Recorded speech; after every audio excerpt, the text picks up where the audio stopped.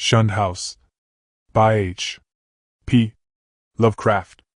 A posthumous story of immense power, written by a master of weird fiction, a tale of a revolting horror in the cellar of an old house in New England. From even the greatest of horrors, irony is seldom absent. Sometimes it enters directly into the composition of the events, while sometimes it relates only to their fortuitous position among persons and places. The latter sort is splendidly exemplified by a case in the ancient city of Providence, where in the late 40s Edgar Allan Poe used to sojourn often during his unsuccessful wooing of the gifted poetess, Mrs. Whitman. Poe generally stopped at the Mansion House in Benefit Street, the renamed Golden Ball in whose roof has sheltered Washington, Jefferson, and Lafayette, and his favorite walk led northward along the same street to Mrs. Whitman's home and the neighboring hillside churchyard of St. John's, whose hidden expanse of 18th-century gravestones had for him a peculiar fascination. Now the irony is this. In this walk, so many times repeated, the world's greatest master of the terrible and the bizarre was obliged to pass a particular house on the eastern side of the street, a dingy, antiquated structure perched on the abruptly rising side hill, with a great unkempt yard dating from a time when the region was partly open country. It does not appear that he ever wrote or spoke of it, nor is there any evidence that he even noticed it. And yet that house, to the two persons in possession of certain information, equals or outranks in horror the wildest fantasy of the genius who so often passed it unknowingly, and stands starkly leering as a symbol of all that is unutterably hideous. The house was, and for that matter still is, of a kind to attract the attention of the curious. Originally a farm or semi-farm building, it followed the average New England colonial lines of the middle 18th century, the prosperous peaked-roof sort, with 2 stories and dormerless attic, and with the Georgian doorway and interior paneling dictated by the progress of taste at that time. It faced south, with one gable end buried to the lower windows in the eastward rising hill, and the other exposed to the foundations toward the street. Its construction, over a century and a half ago, had followed the grading and straightening of the road in that especial vicinity. For Benefit Street, at first called Back Street, was laid out as a lane winding amongst the graveyards of the first settlers, and straightened only when the removal of the bodies to the north burial ground made it decently possible to cut through the old family plots. At the start, the western wall had lain some 20 feet up a precipitous lawn from the roadway, but a widening of the street at about the time of the Revolution sheared off most of the intervening space, exposing the foundation so that a brick basement wall had to be made, giving the deep cellar a street frontage with door and one window above ground, close to the new line of public travel. When the sidewalk was laid out a century ago, the last of the intervening space was removed, and Poe in his walks must have seen only a sheer ascent of dull gray brick flush with the sidewalk and surmounted at a height of 10 feet by the antique shingled bulk of the house proper. The farm-like ground extended back very deeply up the hill, almost to Wheaton Street.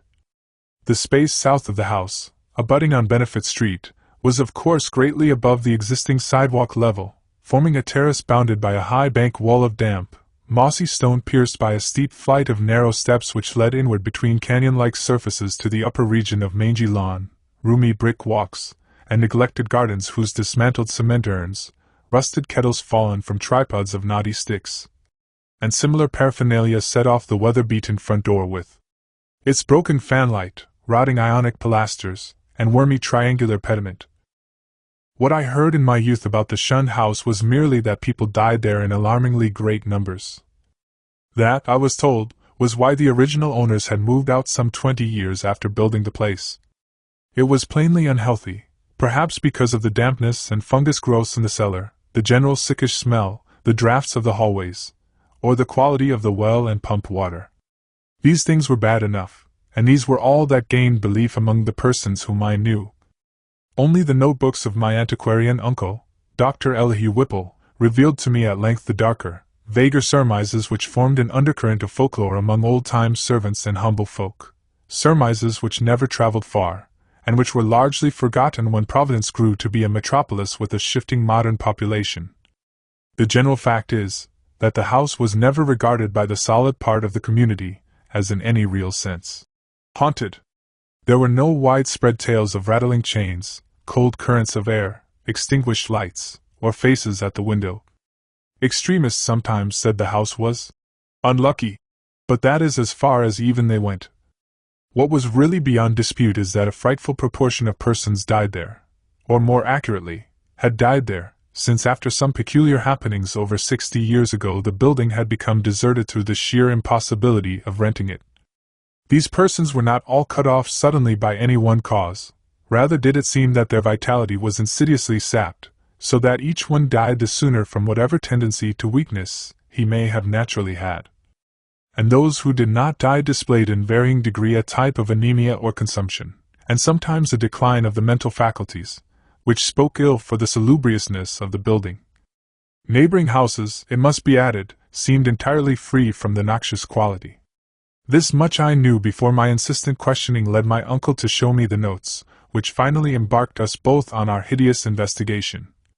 In my childhood the Shunned House was vacant, with barren, gnarled and terrible old trees, long, queerly pale grass and nightmarishly misshapen weeds in the high terraced yard where birds never lingered. We boys used to overrun the place, and I can still recall my youthful terror not only at the morbid strangeness of this sinister vegetation, but at the eldritch atmosphere and odor of the dilapidated house, whose unlocked front door was often entered in quest of shutters. The small paned windows were largely broken, and a nameless air of desolation hung round the precarious paneling, shaky interior shutters, peeling wallpaper, falling plaster, rickety staircases, and such fragments of battered furniture as still remained.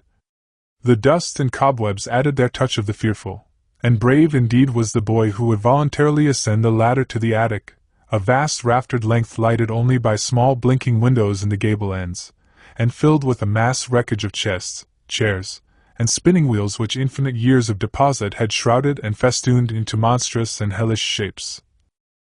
But after all, the attic was not the most terrible part of the house. It was the dank, humid cellar which somehow exerted the strongest repulsion on us, even though it was wholly above ground on the street side, with only a thin door and window-pierced brick wall to separate it from the busy sidewalk.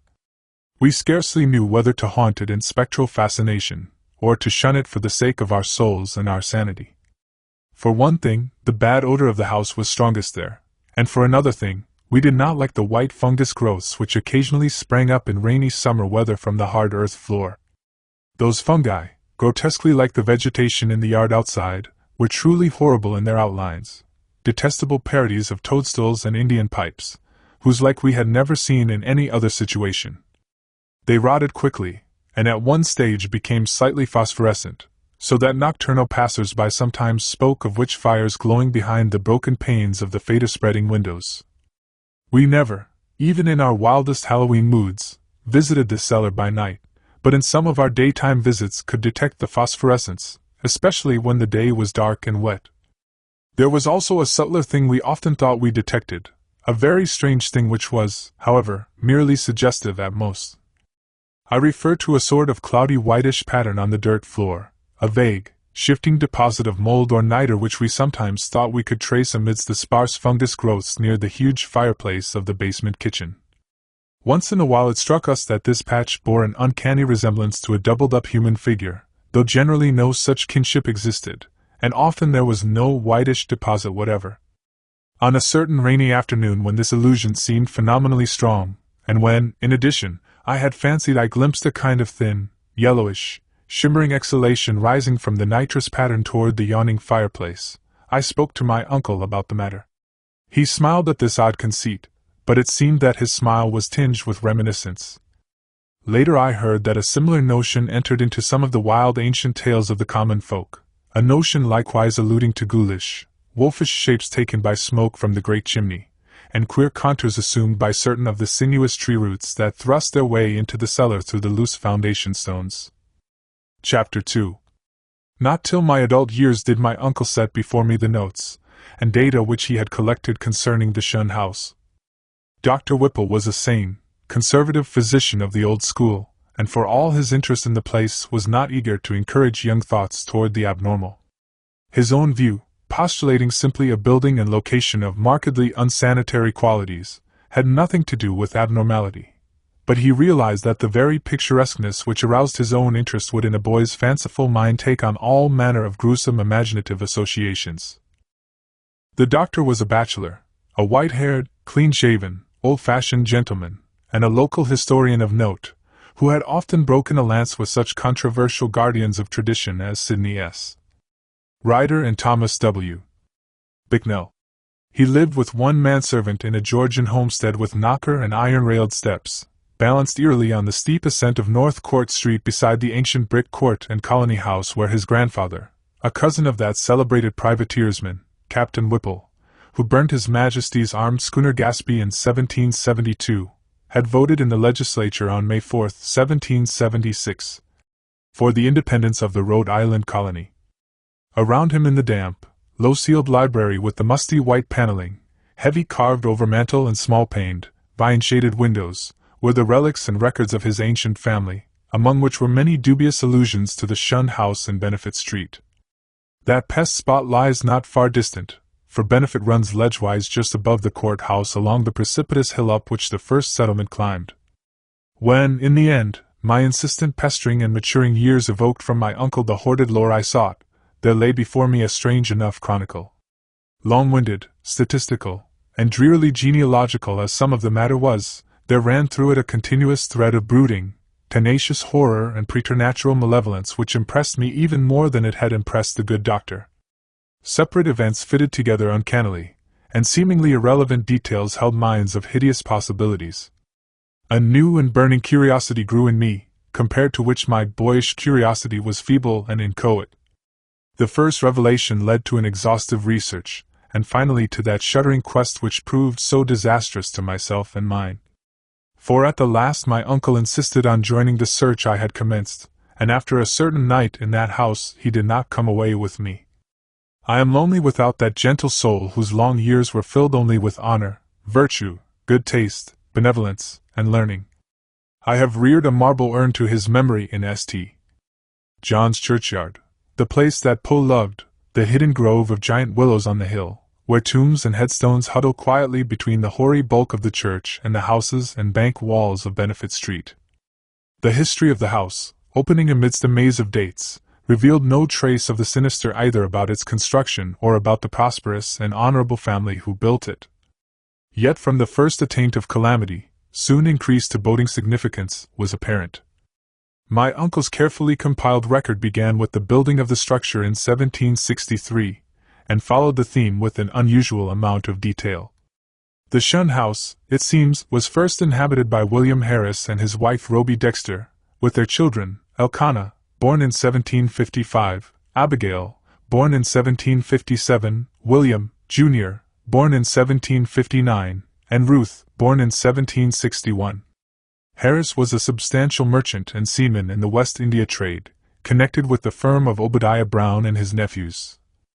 After Brown's death in 1761, the new firm of Nicholas Brown and Company made him master of the brig Prudence, Providence-built, of 120 tons, thus enabling him to erect the new homestead he had desired ever since his marriage. The site he had chosen, a recently straightened part of the new and fashionable back street, which ran along the side of the hill above crowded Cheapside, was all that could be wished, and the building did justice to the location. It was the best that moderate means could afford, and Harris hastened to move in before the birth of a fifth child which the family expected. That child, a boy, came in December, but was stillborn. Nor was any child to be born alive in that house for a century and a half. The next April, sickness occurred among the children, and Abigail and Ruth died before the month was over. Dr. Job Ives diagnosed the trouble as some infantile fever, though others declared it was more of a mere wasting away or decline. It seemed, in any event, to be contagious, for Hannah Bowen, one of the two servants, died of it in the following June. Eli Lidison, the other servant, constantly complained of weakness, and would have returned to his father's farm in Rehoboth but for a sudden attachment from Mehitabel Pierce, who was hired to succeed Hannah. He died the next year, a sad year indeed, since it marked the death of William Harris himself, enfeebled as he was by the climate of Martinique, where his occupation had kept him for considerable periods during the preceding decade. The widowed Rhoby Harris never recovered from the shock of her husband's death, and the passing of her firstborn Elkanah 2 years later was the final blow to her reason. In 1768 she fell victim to a mild form of insanity, and was thereafter confined to the upper part of the house, her elder maiden sister, Mercy Dexter, having moved in to take charge of the family. Mercy was a plain, raw-boned woman of great strength, but her health visibly declined from the time of her advent. She was greatly devoted to her unfortunate sister, and had an especial affection for her only surviving nephew William, who from a sturdy infant had become a sickly, spindling lad. In this year the servant Mehitabel died, and the other servant, Preserved Smith, left without coherent explanation, or at least, with only some wild tales and a complaint that he disliked the smell of the place. For a time Mercy could secure no more help, since the 7 deaths in case of madness, all occurring within 5 years' space, had begun to set in motion the body of fireside rumor which later became so bizarre. Ultimately, however, she obtained new servants from out of town, and White, a morose woman from that part of North Kingstown, now set off as the township of Exeter, and a capable Boston man named Zenas Lowe. It was in White who first gave definite shape to the sinister idle talk. Mercy should have known better than to hire anyone from the Nooseneck Hill country, for that remote bit of backwoods was then, as now, a seat of the most uncomfortable superstitions. As lately as 1892 an Exeter community exhumed a dead body and ceremoniously burned its heart in order to prevent certain alleged visitations injurious to the public health and peace, and one may imagine the point of view of the same section in 1768. Anne's tongue was perniciously active, and within a few months Mercy discharged her, filling her place with a faithful and amiable Amazon from Newport, Maria Robbins.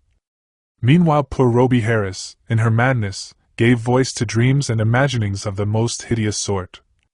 At times her screams became insupportable, and for long periods she would utter shrieking horrors which necessitated her son's temporary residence with his cousin, Peleg Harris, in Presbyterian Lane near the new college building.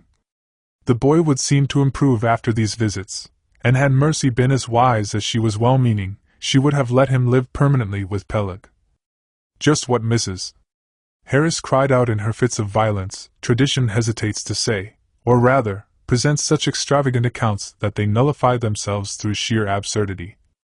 Certainly it sounds absurd to hear that a woman educated only in the rudiments of French often shouted for hours in a coarse and idiomatic form of that language, or that the same person, alone and guarded, complained wildly of a staring thing which bit and chewed at her. In 1772 the servant Zenas died, and when Mrs. Harris heard of it she laughed with a shocking delight utterly foreign to her. The next year she herself died, and was laid to rest in the North burial ground beside her husband.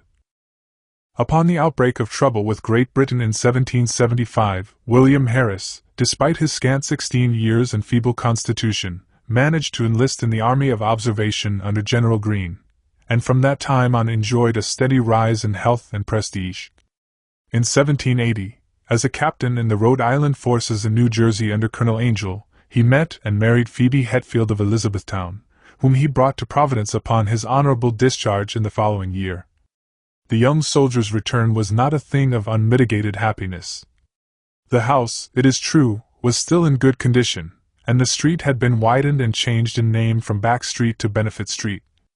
But Mercy Dexter's once robust frame had undergone a sad and curious decay, so that she was now a stooped and pathetic figure with hollow voice and disconcerting pallor, qualities shared to a singular degree by the one remaining servant Maria.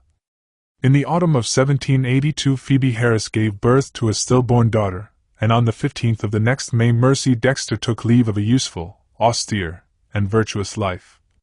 William Harris, at last thoroughly convinced of the radically unhealthful nature of his abode, now took steps toward quitting it and closing it forever.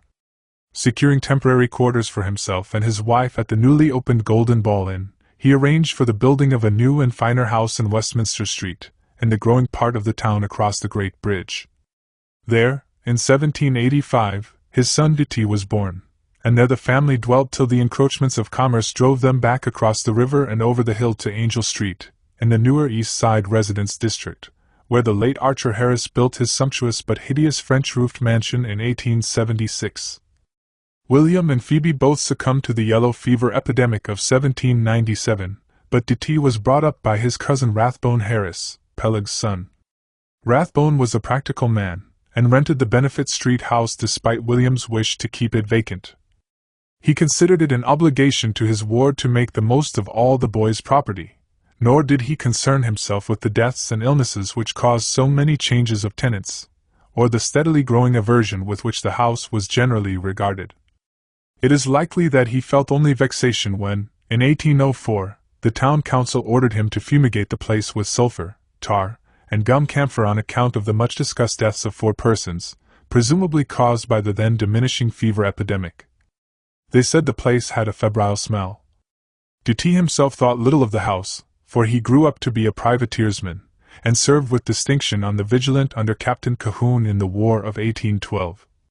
He returned unharmed, married in 1814, and became a father on that memorable night of September 23, 1815, when a great gale drove the waters of the bay over half the town, and floated a tall sloop well up Westminster Street so that its masts almost tapped the Harris windows in symbolic affirmation that the new boy, Welcome, was a seaman's son. Welcome did not survive his father, but lived to perish gloriously at Fredericksburg in 1862. Neither he nor his son Archer knew of the Shunned House as other than a nuisance almost impossible to rent, perhaps on account of the mustiness and sickly odor of unkempt old age. Indeed, it never was rented after a series of deaths culminating in 1861, which the excitement of the war tended to throw into obscurity. Carrington Harris, last of the male line, knew it only as a deserted and somewhat picturesque center of legend until I told him my experience. He had meant to tear it down and build an apartment house on the site, but after my account decided to let it stand, install plumbing, and rent it.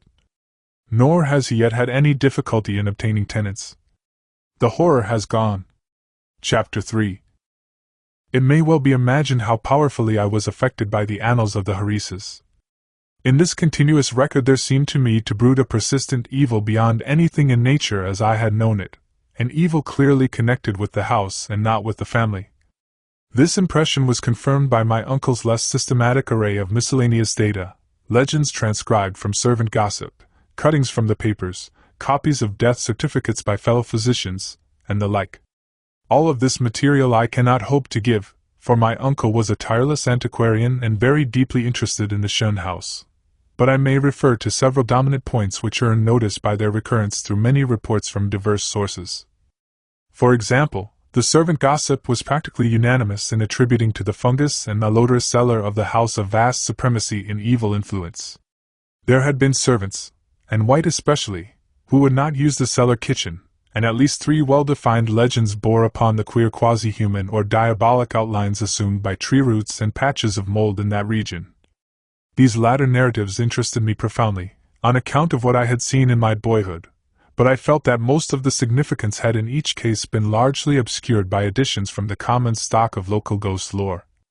And White, with her Exeter superstition, had promulgated the most extravagant and at the same time most consistent tale, alleging that there must lie buried beneath the house one of those vampires, the dead who retain their bodily form and live on the blood or breath of the living, whose hideous legions send their preying shapes or spirits abroad by night.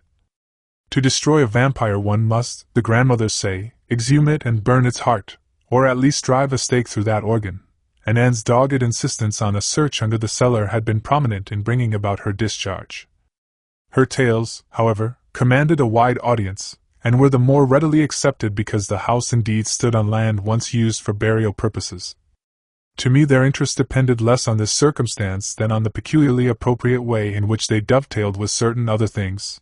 The complaint of the departing servant preserved Smith, who had preceded and had never heard of her, that something sucked his breath. At night, the death certificates of the fever victims of 1804, issued by Dr. Chad Hopkins, and showing the 4 deceased persons all unaccountably lacking in blood, and the obscure passages of poor Roby Harris's ravings, where she complained of the sharp teeth of a glassy-eyed, half-visible presence. Free from unwarranted superstition though I am, these things produced in me an odd sensation, which was intensified by a pair of widely separated newspaper cuttings relating to deaths in the Shunned House, one from the Providence Gazette and Country Journal of April 12, 1815, and the other from the Daily Transcript and Chronicle of October 27, 1845. Each of which detailed an appallingly grisly circumstance whose duplication was remarkable. It seems that in both instances the dying person, in 1815 a gentle old lady named Stafford and in 1845 a schoolteacher of middle age named Eleazar Durfee, became transfigured in a horrible way, glaring glassily and attempting to bite the throat of the attending physician. Even more puzzling, though, was the final case which put an end to the renting of the house, a series of anemia deaths preceded by progressive madnesses wherein the patient would craftily attempt the lives of his relatives by incisions in the neck or wrist. This was in 1860 and 1861, when my uncle had just begun his medical practice, and before leaving for the front he heard much of it from his elder professional colleagues. The really inexplicable thing was the way in which the victims, ignorant people, for the ill-smelling and widely shunned house could now be rented to no others, would babble maledictions in French, a language they could not possibly have studied to any extent. It made one think of poor Roby Harris nearly a century before, and so moved my uncle that he commenced collecting historical data on the house after listening, some time subsequent to his return from the war, to the first-hand account of Doctors Chase and Whitmarsh. Indeed, I could see that my uncle had thought deeply on the subject, and that he was glad of my own interest, an open-minded and sympathetic interest which enabled him to discuss with me matters at which others would merely have laughed. His fancy had not gone so far as mine, but he felt that the place was rare in its imaginative potentialities, and worthy of note as an inspiration in the field of the grotesque and macabre. For my part, I was disposed to take the whole subject with profound seriousness, and began at once not only to review the evidence, but to accumulate as much more as I could. I talked with the elderly Archer Harris, then owner of the house, many times before his death in 1916, and obtained from him and his still surviving maiden sister Alice an authentic corroboration of all the family data my uncle had collected. When, however, I asked them what connection with France or its language the house could have, they confessed themselves as frankly baffled and ignorant as I. Archer knew nothing, and all that Miss Harris could say was that an old illusion her grandfather, D.T. Harris, had heard of might have shed a little light. The old seaman, who had survived his son Welcome's death in battle by 2 years, had not himself known the legend, but recalled that his earliest nurse, the ancient Maria Robbins, seemed darkly aware of something that might have lent a weird significance to the French raving of Roby Harris, which she had so often heard during the last days of that hapless woman. Maria had been at the Shunned House from 1769 till the removal of the family in 1783, and had seen Mercy Dexter die. Once she hinted to the child Ditty of a somewhat peculiar circumstance in Mercy's last moments, but he had soon forgotten all about it save that it was something peculiar. The granddaughter, moreover, recalled even this much with difficulty. She and her brother were not so much interested in the house as was Archer's son Carrington, the present owner, with whom I talked after my experience. Having exhausted the Harris family of all the information it could furnish, I turned my attention to early town records and deeds with a zeal more penetrating than that which my uncle had occasionally shown in the same work. What I wished was a comprehensive history of the site from its very settlement in 1636, or even before, if any Narragansett Indian legend could be unearthed to supply the data. I found, at the start, that the land had been part of the long strip of home lot granted originally to John Throckmorton, one of many similar strips beginning at the town street beside the river and extending up over the hill to a line roughly corresponding with the modern Hope Street. The Throckmorton lot had later, of course, been much subdivided, and I became very assiduous in tracing that section through which Back or Benefit Street was later run. It had, as rumor indeed said, been the Throckmorton graveyard, but as I examined the records more carefully, I found that the graves had all been transferred at an early date to the north burial ground on the Pawtucket West Road. Then suddenly I came, by a rare piece of chance, since it was not in the main body of records and might easily have been missed, upon something which aroused my keenest eagerness, fitting in as it did with several of the queerest phases of the affair.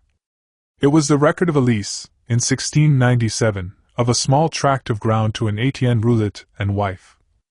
At last the French element had appeared, that, and another deeper element of horror which the name conjured up from the darkest recesses of my weird and heterogeneous reading, and I feverishly studied the planning of the locality, as it had been before the cutting through and partial straightening of Back Street between 1747 and 1758.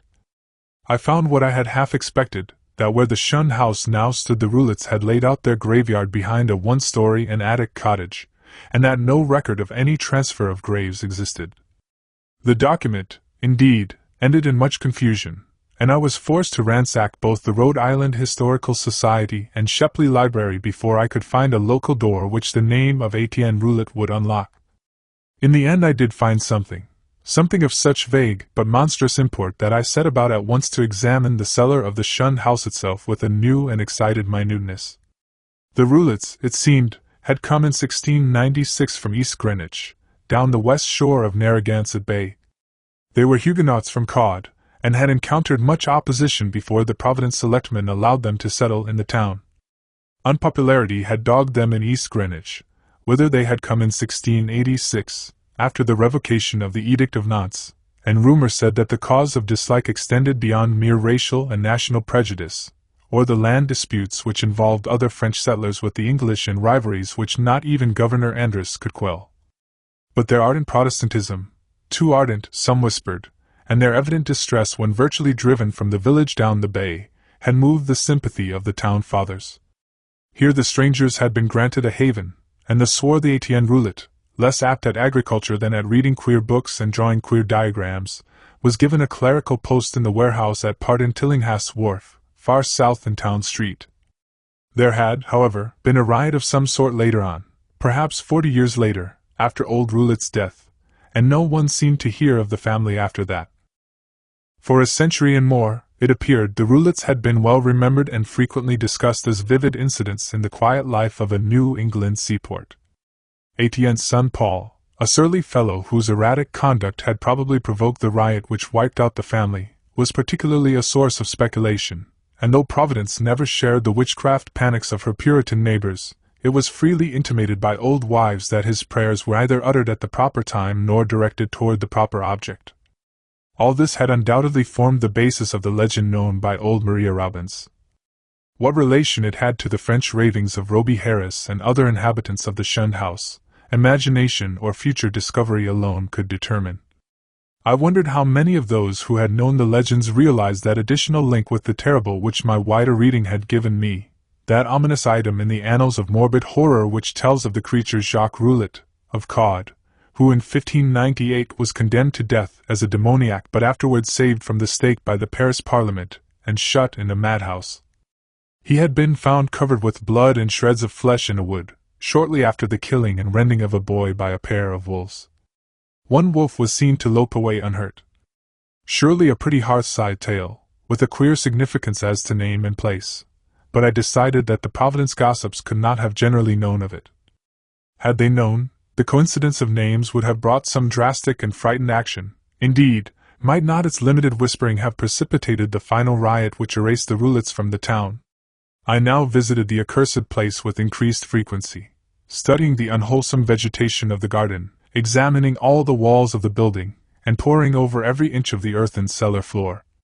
Finally, with Carrington Harris's permission, I fitted a key to the disused door opening from the cellar directly upon Benefit Street, preferring to have a more immediate access to the outside world than the dark stairs, ground-floor hall, and front door could give. There, where morbidity lurked most thickly, I searched and poked during long afternoons when the sunlight filtered in through the cobwebbed above-ground windows, and a sense of security glowed from the unlocked door which placed me only a few feet from the placid sidewalk outside. Nothing new rewarded my efforts, only the same depressing mustiness and faint suggestions of noxious odors and nitrous outlines on the floor, and I fancy that many pedestrians must have watched me curiously through the broken panes. At length, upon a suggestion of my uncle's, I decided to try the spot nocturnally, and one stormy midnight ran the beams of an electric torch over the moldy floor with its uncanny shapes and distorted, half-phosphorescent fungi. The place had dispirited me curiously that evening, and I was almost prepared when I saw, or thought I saw, amidst the whitish deposits a particularly sharp definition of the huddled form I had suspected from boyhood. Its clearness was astonishing and unprecedented, and as I watched I seemed to see again the thin, yellowish, shimmering exhalation which had startled me on that rainy afternoon so many years before. Above the anthropomorphic patch of mold by the fireplace it rose, a subtle, sickish, almost luminous vapor which as it hung trembling in the dampness seemed to develop vague and shocking suggestions of form, gradually trailing off into nebulous decay and passing up into the blackness of the great chimney with a fater in its wake. It was truly horrible, and the more so to me because of what I knew of the spot. Refusing to flee, I watched it fade, and as I watched I felt that it was in turn watching me greedily with eyes more imaginable than visible. When I told my uncle about it he was greatly aroused, and after a tense hour of reflection, arrived at a definite and drastic decision. Weighing in his mind the importance of the matter, and the significance of our relation to it, he insisted that we both test, and if possible destroy, the horror of the house by a joint night or nights of aggressive vigil in that musty and fungus-cursed cellar. Chapter 4. On Wednesday, June 25, 1919, after a proper notification of Carrington Harris which did not include surmises as to what we expected to find, my uncle and I conveyed to the Shunned House 2 camp chairs and a folding camp cot, together with some scientific mechanism of greater weight and intricacy. These we placed in the cellar during the day, screening the windows with paper and planning to return in the evening for our first vigil. We had locked the door from the cellar to the ground floor, and having a key to the outside cellar door, were prepared to leave our expensive and delicate apparatus, which we had obtained secretly and at great cost, as many days as our vigils might be protracted. It was our design to sit up together till very late, and then watch singly till dawn in 2-hour stretches, myself first and then my companion, the inactive member resting on the cot. The natural leadership with which my uncle procured the instruments from the laboratories of Brown University and the Cranston Street Armory, and instinctively assumed direction of our venture, was a marvelous commentary on the potential vitality and resilience of a man of 81. Elihu Whipple had lived according to the hygienic laws he had preached as a physician, and but for what happened later would be here in full vigor today. Only 2 persons suspected what did happen, Carrington Harris and myself. I had to tell Harris because he owned the house and deserved to know what had gone out of it. Then, too, we had spoken to him in advance of our quest, and I felt after my uncle's going that he would understand and assist me in some vitally necessary public explanations. He turned very pale, but agreed to help me, and decided that it would now be safe to rent the house. To declare that we were not nervous on that rainy night of watching would be an exaggeration both gross and ridiculous. We were not, as I have said, in any sense childishly superstitious, but scientific study and reflection had taught us that the known universe of 3 dimensions embraces the merest fraction of the whole cosmos of substance and energy. In this case, an overwhelming preponderance of evidence from numerous authentic sources pointed to the tenacious existence of certain forces of great power, and, so far as the human point of view is concerned, exceptional malignancy. To say that we actually believed in vampires or werewolves would be a carelessly inclusive statement. Rather must it be said that we were not prepared to deny the possibility of certain unfamiliar and unclassified modifications of vital force and attenuated matter, existing very infrequently in 3-dimensional space because of its more intimate connection with other spatial units, yet close enough to the boundary of our own to furnish us occasional manifestations which we, for lack of a proper vantage point, may never hope to understand. In short, it seemed to my uncle and me that an incontrovertible array of facts pointed to some lingering influence in the Shunned House, traceable to one or another of the ill-favored French settlers of 2 centuries before, and still operative through rare and unknown laws of atomic and electronic motion. That the family of Roulet had possessed an abnormal affinity for outer circles of entity, dark spheres which for normal folk hold only repulsion and terror, their recorded history seemed to prove. Had not, then, the riots of those bygone 1730s set moving certain kinetic patterns in the morbid brain of one or more of them, notably the sinister Paul Roulet, which obscurely survived the bodies murdered and buried by the mob, and continued to function in some multiple dimension space along the original lines of force determined by a frantic hatred of the encroaching community.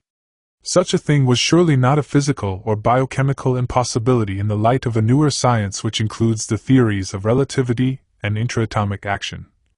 One might easily imagine an alien nucleus of substance or energy, formless or otherwise, kept alive by imperceptible or immaterial subtractions from the life force or bodily tissue and fluids of other and more palpably living things into which it penetrates, and with whose fabric it sometimes completely merges itself. It might be actively hostile, or it might be dictated merely by blind motives of self-preservation.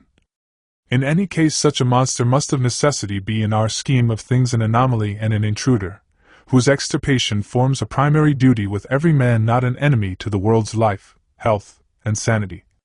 What baffled us was our utter ignorance of the aspect in which we might encounter the thing. No sane person had ever seen it, and few had ever felt it definitely. It might be pure energy, a form ethereal and outside the realm of substance, or it might be partly material, some unknown and equivocal mass of plasticity, capable of changing at will to nebulous approximations of the solid, liquid, gaseous, or tenuously unparticled states. The anthropomorphic patch of mold on the floor, the form of the yellowish vapor, and the curvature of the tree roots in some of the old tales, all argued at least a remote and reminiscent connection with the human shape. But how representative or permanent that similarity might be, none could say with any kind of certainty. We had devised 2 weapons to fight it, a large and specially fitted Crookes tube operated by powerful storage batteries and provided with peculiar screens and reflectors, in case it proved intangible and opposable only by vigorously destructive ether radiations, and a pair of military flamethrowers of the sort used in the World War, in case it proved partly material and susceptible of mechanical destruction. For like the superstitious Exeter rustics, we were prepared to burn the thing's heart out if heart existed to burn. All this aggressive mechanism we set in the cellar in positions carefully arranged with reference to the cot and chairs, and to the spot before the fireplace where the mold had taken strange shapes. That suggestive patch, by the way, was only faintly visible when we placed our furniture and instruments, and when we returned that evening for the actual vigil. For a moment I half doubted that I had ever seen it in the more definitely limbed form, but then I thought of the legends. Our cellar vigil began at 10 p.m., daylight saving time, and as it continued we found no promise of pertinent developments. A weak, filtered glow from the rain-harassed street lamps outside, and a feeble phosphorescence from the detestable fungi within, showed the dripping stone of the walls, from which all traces of whitewash had vanished, the dank, fetid and mildew-tainted hard earth floor with its obscene fungi, the rotting remains of what had been stools, chairs, and tables, and other more shapeless furniture, the heavy planks and massive beams of the ground floor overhead, the decrepit plank door leading to bins and chambers beneath other parts of the house, the crumbling stone staircase with ruined wooden handrail, and the crude and cavernous fireplace of blackened brick where rusted iron fragments revealed the past presence of hooks, andirons, spit, crane, and a door to the Dutch oven. These things, and our austere cot and camp chairs, and the heavy and intricate destructive machinery we had brought. We had, as in my own former explorations, left the door to the street unlocked, so that a direct and practical path of escape might lie open in case of manifestations beyond our power to deal with. It was our idea that our continued nocturnal presence would call forth whatever malign entity lurked there, and that being prepared, we could dispose of the thing with one or the other of our provided means as soon as we had recognized and observed it sufficiently. How long it might require to evoke and extinguish the thing, we had no notion. It occurred to us, too, that our venture was far from safe, for in what strength the thing might appear no one could tell. But we deemed the gain worth the hazard, and embarked on it alone and unhesitatingly, conscious that the seeking of outside aid would only expose us to ridicule and perhaps defeat our entire purpose. Such was our frame of mind as we talked, far into the night, till my uncle's growing drowsiness made me remind him to lie down for his 2-hour sleep. Something like fear chilled me as I sat there in the small hours alone. I say alone, for one who sits by a sleeper is indeed alone, perhaps more alone than he can realize. My uncle breathed heavily, his deep inhalations and exhalations accompanied by the rain outside, and punctuated by another nerve-wracking sound of distant dripping water within, for the house was repulsively damp even in dry weather, and in this storm positively swamp-like. I studied the loose, antique masonry of the walls and the fungus light and the feeble rays which stole in from the street through the screened window, and once, when the noisome atmosphere of the place seemed about to sicken me, I opened the door and looked up and down the street, feasting my eyes on familiar sights and my nostrils on wholesome air. Still nothing occurred to reward my watching, and I yawned repeatedly, fatigue getting the better of apprehension. Then the stirring of my uncle in his sleep attracted my notice.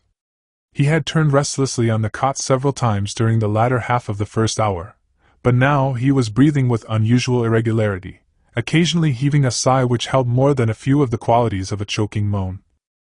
I turned my electric flashlight on him and found his face averted, so rising and crossing to the other side of the cot, I again flashed the light to see if he seemed in any pain. What I saw unnerved me most surprisingly, considering its relative triviality. It must have been merely the association of any odd circumstance with the sinister nature of our location and mission, for surely the circumstance was not in itself frightful or unnatural. It was merely that my uncle's facial expression, disturbed no doubt by the strange dreams which our situation prompted, betrayed considerable agitation, and seemed not at all characteristic of him. His habitual expression was one of kindly and well-bred calm, whereas now a variety of emotions seemed struggling within him. I think, on the whole, that it was this variety which chiefly disturbed me. My uncle, as he gasped and tossed in increasing perturbation and with eyes that had now started open, seemed not one but many men, and suggested a curious quality of alienage from himself. All at once he commenced to mutter, and I did not like the look of his mouth and teeth as he spoke. The words were at first indistinguishable, and then, with a tremendous start, I recognized something about them which filled me with icy fear till I recalled the breadth of my uncle's education and the interminable translations he had made from anthropological and antiquarian articles in the Revue des Deux Mondes. For the venerable Elihu Whipple was muttering in French, and the few phrases I could distinguish seemed connected with the darkest myths he had ever adapted from the famous Paris magazine. Suddenly a perspiration broke out on the sleeper's forehead, and he leaped abruptly up, half awake. The jumble of French changed to a cry in English, and the hoarse voice shouted excitedly, "My breath! My breath!"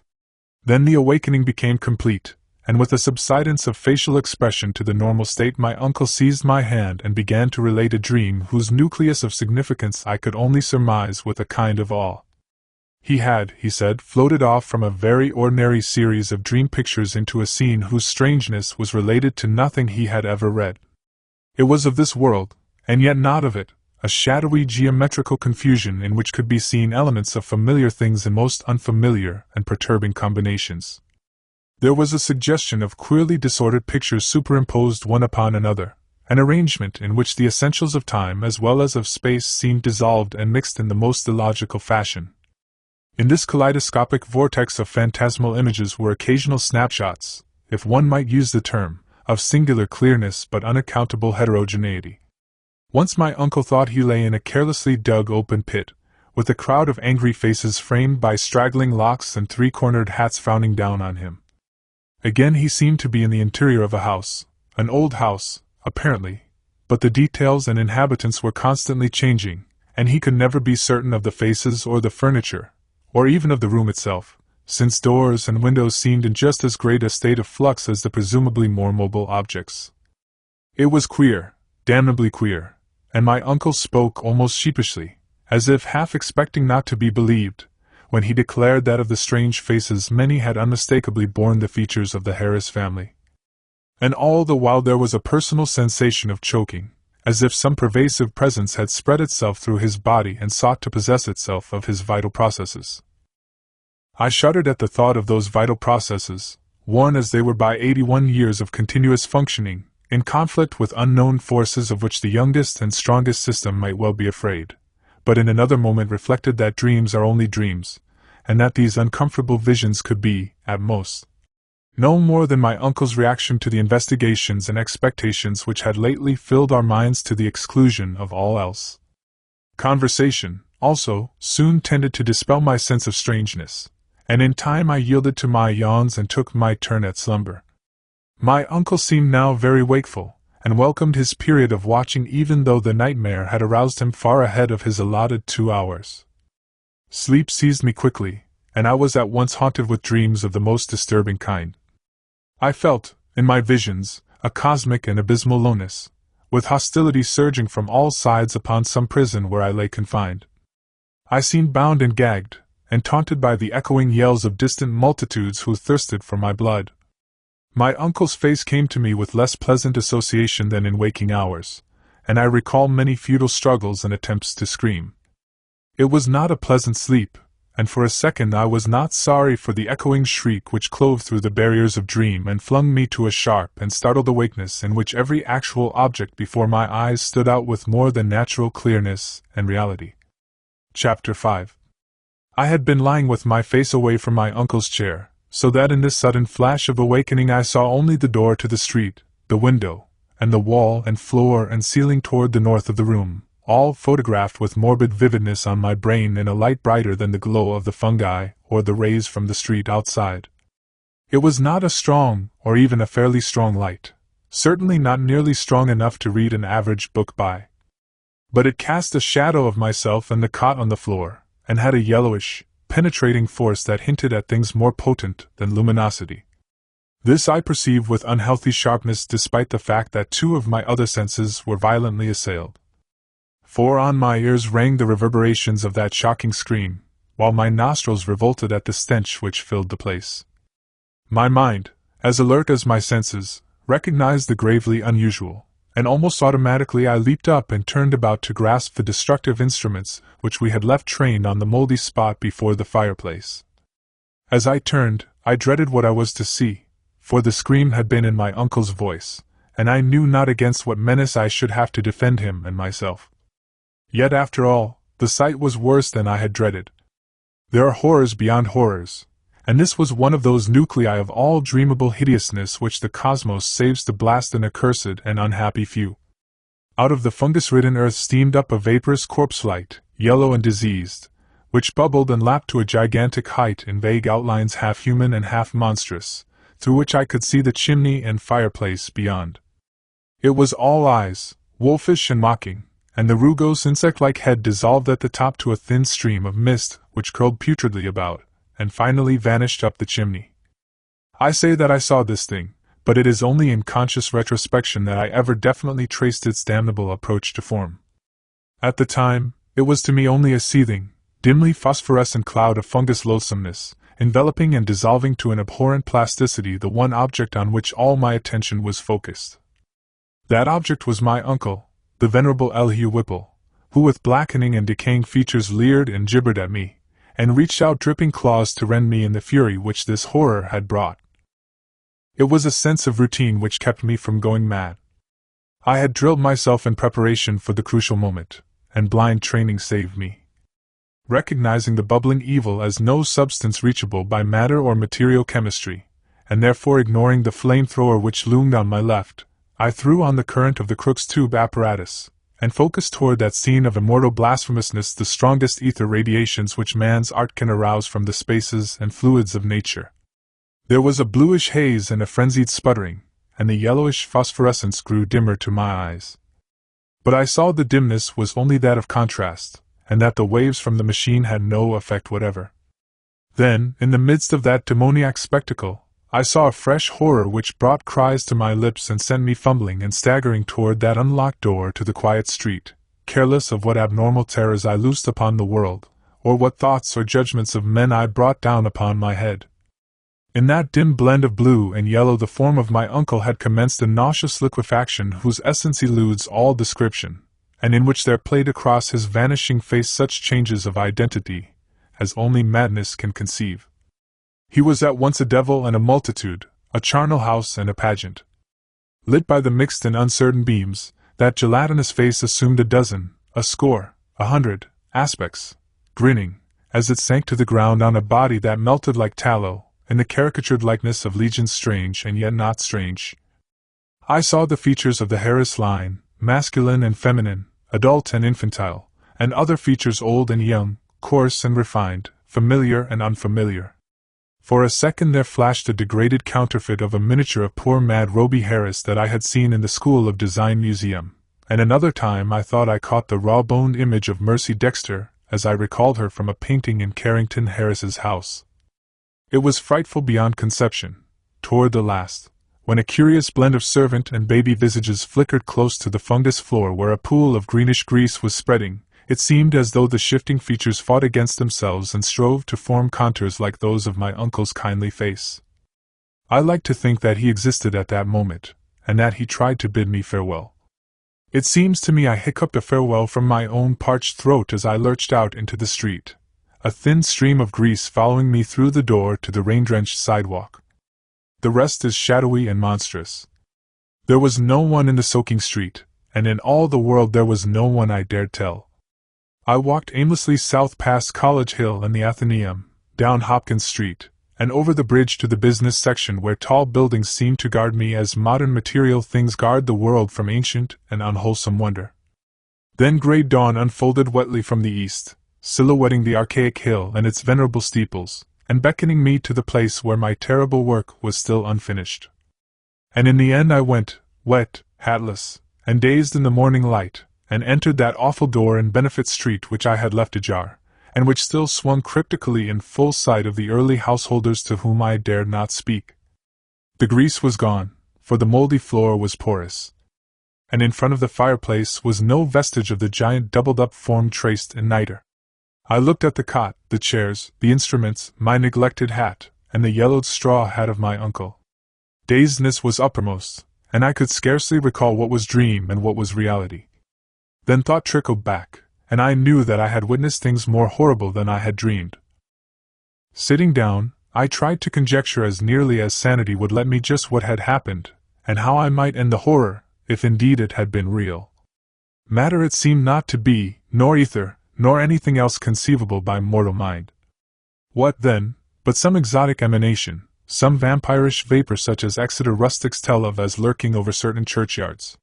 This I felt was the clue, and again I looked at the floor before the fireplace where the mold and niter had taken strange forms. In 10 minutes my mind was made up, and taking my hat I set out for home, where I bathed, ate, and gave by telephone an order for a pickaxe, a spade, a military gas mask, and 6 carboys of sulfuric acid, all to be delivered the next morning at the cellar door of the Shunned House in Benefit Street. After that I tried to sleep, and failing, passed the hours in reading and in the composition of inane verses to counteract my mood. At 11 a.m., the next day I commenced digging. It was sunny weather, and I was glad of that. I was still alone, for as much as I feared the unknown horror I sought, there was more fear in the thought of telling anybody. Later I told Harris only through sheer necessity, and because he had heard odd tales from old people which disposed him ever so little toward belief. As I turned up the stinking black earth in front of the fireplace, my spade causing a viscous yellow ichor to ooze from the white fungi which it severed, I trembled at the dubious thoughts of what I might uncover. Some secrets of inner earth are not good for mankind, and this seemed to me one of them. My hand shook perceptibly, but still I delved, after a while standing in the large hole I had made. With the deepening of the hole, which was about 6 feet square, the evil smell increased, and I lost all doubt of my imminent contact with the hellish thing whose emanations had cursed the house for over a century and a half. I wondered what it would look like, what its form and substance would be, and how big it might have waxed through long ages of life-sucking. At length I climbed out of the hole and dispersed the heaped-up dirt, then arranging the great carboys of acid around and near 2 sides, so that when necessary I might empty them all down the aperture in quick succession. After that I dumped earth only along the other 2 sides, working more slowly and downing my gas mask as the smell grew. I was nearly unnerved at my proximity to a nameless thing at the bottom of a pit. Suddenly my spade struck something softer than earth. I shuddered, and made a motion as if to climb out of the hole, which was now as deep as my neck. Then courage returned, and I scraped away more dirt in the light of the electric torch I had provided. The surface I uncovered was fishy and glassy, a kind of semi-putrid congealed jelly with suggestions of translucency. I scraped further, and saw that it had form. There was a rift where a part of the substance was folded over. The exposed area was huge and roughly cylindrical, like a mammoth soft blue-white stovepipe doubled in 2, its largest part some 2 feet in diameter. Still more I scraped, and then abruptly I leaped out of the hole and away from the filthy thing, frantically unstopping and tilting the heavy carboys, and precipitating their corrosive contents one after another down that charnel gulf and upon the unthinkable abnormality whose Titan elbow I had seen. The blinding maelstrom of greenish-yellow vapor which surged tempestuously up from that hole as the floods of acid descended, will never leave my memory. All along the hill people tell of the yellow day, when virulent and horrible fumes arose from the factory waste dumped in the Providence River, but I know how mistaken they are as to the source. They tell, too, of the hideous roar which at the same time came from some disordered water pipe or gas main underground, but again I could correct them if I dared. It was unspeakably shocking, and I do not see how I lived through it. I did faint after emptying the 4th carboy, which I had to handle after the fumes had begun to penetrate my mask, but when I recovered I saw that the hole was emitting no fresh vapors. The 2 remaining carboys I emptied down without particular result, and after a time I felt it safe to shovel the earth back into the pit. It was twilight before I was done, but fear had gone out of the place. The dampness was less fetid, and all the strange fungi had withered to a kind of harmless grayish powder which blew ash-like along the floor. One of Earth's nethermost terrors had perished forever, and if there be a hell, it had received at last the demon soul of an unhallowed thing. And as I patted down the last spadeful of mold, I shed the first of the many tears with which I have paid unaffected tribute to my beloved uncle's memory.